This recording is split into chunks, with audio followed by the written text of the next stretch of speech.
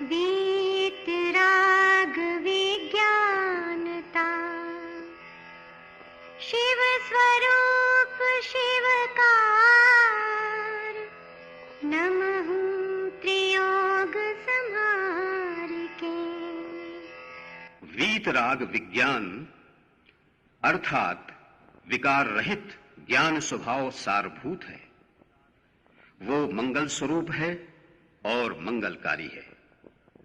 मैं उसे मन वचन काय इन तीनों योगों को वश में करके नमस्कार करता हूं। छैडाला परम मांगलिक ग्रंथ है। पंडित दौलत राम जी द्वारा यह लिखा गया है। 6 इसमें ढाल हैं और हम सब लोग जो हैं तीसरी ढाल और तीसरी ढाल में आश्रव के कारणों को समझ रहे थे। तीसरी ढाल में आश्रव के कारण के बारे में बताया था। अपना जो छंद नंबर जो था वो जो यहाँ पर अपन पढ़ रहे थे और उसके बारे में यह भी अपन जान रहे थे कि किस किस प्रकार से यहाँ पर जो द्रव्यों का वर्णन हुआ, द्रव्यों के वर्णन के साथ साथ यहाँ पर अभाव आश्रव और द्रव्य आश्रव का वर्णन हुआ। अब आश्रव के भेदों में जो मिथ्यात, अवृत्ति, प्रमाद और कषाय, इसकी यहाँ पर जो है चर्चा चल रही थी। सभी लोग अपनी जनवाणी में निकाल लेंगे। छंद नंबर जो है 8वां, ठीक है ना। 8वें में देखिए क्या लिखा है, मिथ्यात, अवृत्ति, प्रमाद, कषाय और योग। पहले इनकी परिभाषा समझ लेते हैं कि क्या है ये। यहाँ लिखा हुआ है मिथ्यात्व जीवादि पदार्थों का विपरीत सिद्धांत करना। जो जीव, अजीव, आश्रव, बंध, संवर, निजरा, मोक्ष हैं, ये 7 तत्व हैं। इन 7 तत्वों का कैसा सिद्धांत करना? विपरीत सिद्धांत करना, मतलब उल्टे रूप से सिद्धांत करना। जैसे हैं वैसे नहीं करना, अब कुछ का कुछ मानते हुए सिद्धांत करना, उन पर विश्वास रखना, ये मिथ्यात्व कहलाता है। मिथ्यापना, झूठा, जो झूठा सिद्धांत है वो मिथ्यात्व है। अवृत्ति, प्राणी और इंद्रिय असंयम का भाव। क्या लिखा है? प्राणी और इंद्रिय, मतलब न प्राणी संयम रखना न इंद्रिय संयम रखना, असंयम, इन सब में क्या रखना? असंयम का भाव, मतलब प्राणियों की भी रक्षा नहीं करना और इंद्रियों को कंट्रोल भी नहीं करना। जो आए मन में वैसा कार्य करते रहना, तो इंद्रिय संयम भी नहीं है और प्राणी संयम भी नहीं है। इस प्रकार से असंयम का भाव जो है अविरति। विरति मतलब उद्व्रत होता है और आ मतलब रहित, विरत रहित मतलब आवृत्ति का भाव। प्रमाद, हितकारी कार्यों में उत्साह का नहीं होना। क्या लिखा है? हितकारी कार्यों में उत्साह का नहीं होना। हितकारी कार्य मतलब क्या है? जो मेरे आत्मा का हित करें। जैसे व्रत हैं तो व्रत आत्मा का हित करते हैं कि अहित करते हैं? हित ही करते हैं ना। जो नियम हैं वो आत्मा का हित करते हैं। महाव्रत आत्मा का हित करते हैं। मंदिर जाना, पूजा पाठ करना, स्वाध्याय करना, दान पुण्य करना, मुनि राजों के दर्शन करना या स्वयं मुनि बनना आदि, ये सब कैसे हैं? मेरे आत्म कल्याण में कारक हैं, हितकारी हैं। और ऐसे हितकारी कार्यों में उत्साह का नहीं होना, अंदर से उत्साह नहीं है, अंदर से उल्लास नहीं है कि मैं ऐसे कार्य को करूं, तो ये क्या कहलाएगा? प्रमाद कहलाएगा। हम क्या समझते हैं प्रमाद को? आलसी होना प्रमाद है। हम समझते हैं सो गए, निद्रा आ गई, ये प्रमाद है। अरे वो प्रमाद तो है ही है, निद्रा तो प्रमाद है ही है, आलसी प्रमाद तो है ही है। लेकिन जहाँ जहाँ भी उद्धार का, कल्याण का, आत्महित का कार्य हो रहा हो या हो सकता है और उसमें मेरा कुछ भी भाव न लगे, मेरे मन में रुझान ही पैदा ना हो, रुचि ही पैदा ना हो, उसके प्रति निष्ठा और लगन ना आए, तो समझना वो हमारा प्रमाद है। ठीक है ना। तो ये प्रमाद भी क्या होता है? आश्रव का कारण होता है। अब आप बोलेंगे हम तो घर में कोई पाप करते नहीं हैं, घर में 24 घंटे बैठे हैं, हमने तो कोई पाप ही नहीं किया है। तो लेकिन यहाँ तो बोल रहे हैं पापी पाप हो रहा है। जब आपके अंदर धर्म के प्रति उत्साह नहीं है तो वो पाप ही है, ये समझना। क्योंकि उस समय आपका जो आश्रव है वो संसार संबंधी आश्रव चल ही रहा है। घर के प्रति जो तीव्र मोह है, परिवार के प्रति जो तीव्र मोह है, और भी जो आपका राग द्वेष है, उस संबंधी तो आश्रव हो ही रहा है ना। आप घर में कोई हिंसा थोड़ी कर रहे हो, लेकिन आश्रव हो रहा है। कषाय, अब कषाय संबंधी किसे लिखा है? जो आत्मा को कषे अर्थात दुख देवे उसे कषाय कहते हैं। इस कषाय से भी क्या होता है? आश्रव होता है। आत्मा जब दुखित होती है, आत्मा जब कष्टमय होती है, आत्मा जब संक्लेश रूप होती है, तो उस समय आत्मा में एक जो है लो क्वालिटी की वाइब्रेशन होती है। उस वाइब्रेशन से कर्मों का क्या होता है? आश्रय होता है, और उससे ही आत्मा जो है बहुत दुखी होती है। तो क्रोध, मान, माया, लोभ जो हैं, ये लो क्वालिटी की वाइब्रेशन हैं। तो जिस समय हम किसी को भी देख करके या किसी के निमित्त से क्रोध कर लेते हैं, मान कर लेते हैं, या मायाचारी कर लेते हैं, या लोभ कर लेते हैं, तो उससे जो आत्मा जो है आकुलित होती है, व्याकुलित होती है, और आत्मा को दुख होता है। तो ये कह रहे हैं जो आत्मा को कषे, जो आत्मा को दुख देवे, उसे कषाय कहते हैं। कुछ लोग ऐसे हैं कि कषाय को दुख नहीं मानते हैं। जैसे राग, राग को कौन दुख मानता है? प्रेम को कौन दुख मानता है? लेकिन जैन आगम मानता है। यदि आप किसी से प्रेम करते हो व्यक्ति विशेष से, तो वो भी क्या है? आकुलता का कारण है। यदि आप किसी से राग करते हो तो वो भी एक क्या है? दुख है। पर सुख लगता है, पर सुख होता नहीं है। राग में क्या होता है? परिवार से प्रेम करने में, परिवार से प्यार करने में, परिवार से राग करने में सुख मिलता है ना। तो बोले वो सुख नहीं है, वो सुखाभास है। वो भी एक कैसा है? अंगार के ऊपर लगी हुई भस्म की तरह है। जो ऊपर भस्म दिखती है पर अंदर का अंगार नहीं दिखता है। जब उठाओगे तब पता चलेगा कि हाथ जल गया। ठीक है, ऐसे ही वो प्रेम भी, राग भी, प्यार भी जो है, चाहत भी, वो भी कैसा है? दुख रूप ही है। तो कषाय सर्वथा दुख ही देती है, कभी सुख देती नहीं है। योग, मन, वचन और काय की जो क्रिया है, क्या लिखा है यहाँ पर? काय, वचन और मन की जो क्रिया है वो योग है। अब ये योग जो है शुभ भी हो सकता है और अशुभ भी हो सकता है। हम काय की जो चेष्टा है वो शुभ रूप भी कर सकते हैं और अशुभ रूप भी कर सकते हैं। वचनों में हम असत्य का उपयोग करें तो ये अशुभ रूप होगा, और सत्य का यदि हम वचन बोलते हैं तो वो शुभ रूप होगा। इसी प्रकार से मन में जो चिंतन है, मन में जो मनन है, जो विचार है, जो सोच है, जो थॉट है, वो हमारे अच्छे भी हो सकते हैं और हमारे बुरे भी हो सकते हैं। तो योग जो है शुभ रूप और अशुभ रूप दोनों प्रकार का होता है, और इन दोनों से ही क्या होता है? आश्रय होता है। जब जब भी हमारी काय की चेष्टा होती है, जब जब भी हमारी वचन की चेष्टा होती है, या मन संबंधी चेष्टाएं होती हैं, तो उस चेष्टा से भी आत्मा में परिस्पंदन होता है, और उस परिस्पंदन के कारण जो प्रगति और प्रदेश बंद जो है वो होने लगता है। मतलब कर्म का आश्रय होना प्रारंभ हो जाता है। इस प्रकार से योग के माध्यम से पहले गुण स्थान से लेकर के 13वें गुण स्थान तक जो है आश्रय हुआ करता है। कषाय के निमित्त से तो मात्र पहले गुण स्थान से 10वें गुण स्थान तक ही क्या होता है? आश्रय होता है। लेकिन योग से पहले से 13वें गुण स्थान तक का आश्रय होता है। और जो प्रमाद है, पहले गुण स्थान से जो 6वें गुण स्थान तक की जो अवस्था है वो प्रमाद की व्यवस्था है, और उसके कारण आश्रय होता है। आवृत्ति जो है पहले गुण स्थान से 4वें गुण स्थान तक की आवृत्ति पाई जाती है, वहाँ तक उसके कारण आश्रय होता है। और मिथ्यात्व जो है वो पहले गुण स्थान का है, वहाँ पर उसका आश्रय होता है। इस प्रकार से आपने देखा मिथ्यात्व, आवृत्ति, प्रमाद, कषाय और योग जो हैं ये आश्रय के कारण हैं।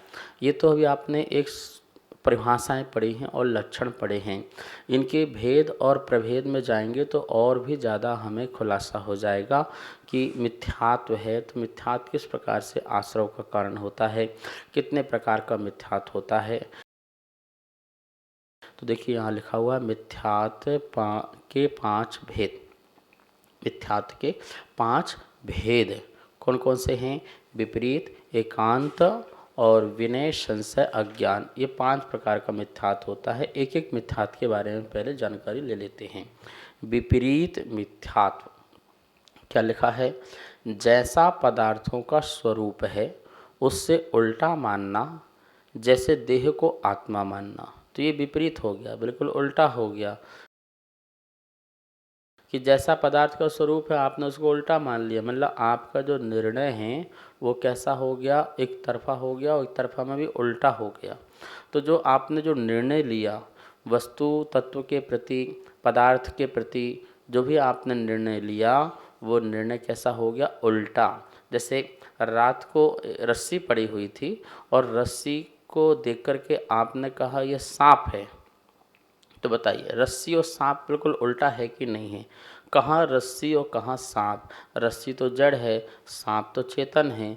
तो आपने रस्सी को ही सर्प कह दिया, तो ये बिल्कुल उल्टा हो गया। ठीक है ना? तो एक एग्जाम्पल है। ऐसे ही मैं आत्मा को जो है देह कह दूं या देह को आत्मा कह दूं, ऐसा मानता हूं, तो ये मेरा विपरीत मिथ्यात्व होता है। यदि आपको कोई गोरा कहे, कोई काला कहे, कोई ठिगना कहे, कोई छोटा कहे, कोई मोटा कहे, कोई पतला कहे, तो इस प्रकार से कहें और आप उसमें रम जाओ, मतलब आप उसको लेकर के बिल्कुल आप गुस्सा में आ जाओ, या किसी प्रकार से कि मुझे कैसे पतला कहा, मुझे कैसे गोरा कहा, मुझे कैसे काला कहा, मुझे ऐसा कह दिया, मैं तो बहुत दुखी हो गया। तो जो तुम दुखी हो रहे हो, क्यों हो रहे हो? इस विपरीत मिथ्यात्व के कारण, क्योंकि तुम ये हो नहीं, तुम ये हो नहीं और तुमने इसको मान लिया। मतलब तुमने देह को ही तुमने ये मान लिया कि मैं ये देह हूँ। ठीक है ना? और मुझे ही यह कहा जा रहा है। तो इससे क्या हो गया? आप दुखी हैं। ठीक है ना? सुखी नहीं हो सकते हैं। तो देखा आपने, विपरीत मिथ्यात्व भी जीव को कैसा दुख देता है। यदि जो बात जैसी है यदि हमने उसको कह दिया, सीप को सीप और मोती को मोती कह दिया तो कोई बात नहीं है।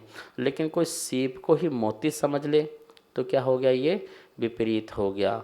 मृग मरीचिका की तरह, जो जल नहीं है, रेत है, चमकती हुई रेत है धूप से, और उस रेत को वो जो जल मान ले, तो जल जो मानना है वो उसका वो विपरीत पना है। ये बहुत सारे एग्जाम्पल आपको दे सकते हैं।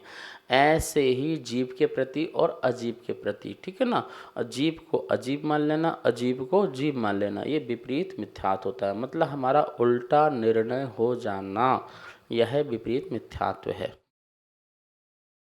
दूसरा नंबर का है एकांत मिथ्यात्व।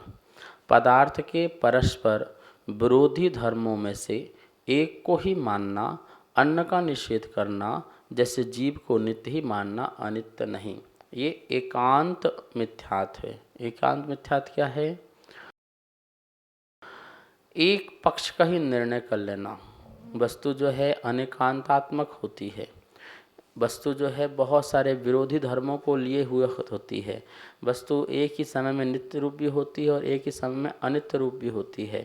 भेद रूप भी होती है, अभेद रूप भी होती है, एक स्वरूप भी होती है, अनेक स्वरूप भी होती है। तो ऐसे दो विरोधी तत्व लगते हैं, पर दोनों विरोधी तत्व एक साथ वस्तु में पाए जाते हैं, और कोई उनमें से एक ही पक्ष को स्वीकार कर ले तो वह जो एक पक्ष को स्वीकार करना है वो कहलाता है एकांत। और ऐसा एकांत वाला भी व्यक्ति क्या हो जाता है? दुखी होता है। वैसे ही वो दुखी रहता है। ठीक है ना? अपना जो निर्णय है, अपना निर्णय सुना दिया, बस ये बात ऐसी है, बस मैं और कुछ स्वीकार नहीं करता हूँ। एक पक्ष भाग्यवादी भाग्य को स्वीकार करता है, पुरुषार्थवादी पुरुषार्थ को स्वीकार करता है, काल लब्धि वाला काल लब्धि को स्वीकार करता है, कोई नियतिवादी वो नियति को स्वीकार करता है, कोई ईश्वरवादी ईश्वरवादी को स्वीकार करता है, कोई स्वभाववादी है वो स्वभाववादी को स्वीकार करता है। नहीं, जब भी मुक्ति मिलेगी वो ईश्वर की कृपा से मिलेगी और कुछ नहीं होता है तो ईश्वरवादी हो गया। ठीक है ना? भाग्यवादी, अरे भाग्य में जब होगा सो हो जाएगा, पुरुषार्थ करने से कुछ नहीं होता है, कुछ नहीं रखा इनमें, तो वो भाग्यवादी हो गया। ये क्या हो गया? एकांत मिथ्या दृष्टि हो गए। ऐसे पुरुषार्थवादी, भाग्य में कुछ नहीं रखा है, क्या होता है भाग्य? ठीक है ना? क्या होता है? दैव, कुछ नहीं होता है। पुरुषार्थ करो, मेहनत रंग लाएगी, तो वो पुरुषार्थ पर जोर देता है। तो मतलब जो पंच समवाय हैं उनमें से एक एक को मानता है वो एकांत मिथ्या दृष्टि है, और सबको मानता है तो वो अनेकांतवादी कहलाता है। तो आपने देखा कि यदि आप किसी एक चीज़ का भी निर्णय कर लेते हैं, एक पक्ष का भी निर्णय कर लेते हैं, तो वहाँ पे मिथ्यात्व हो जाता है।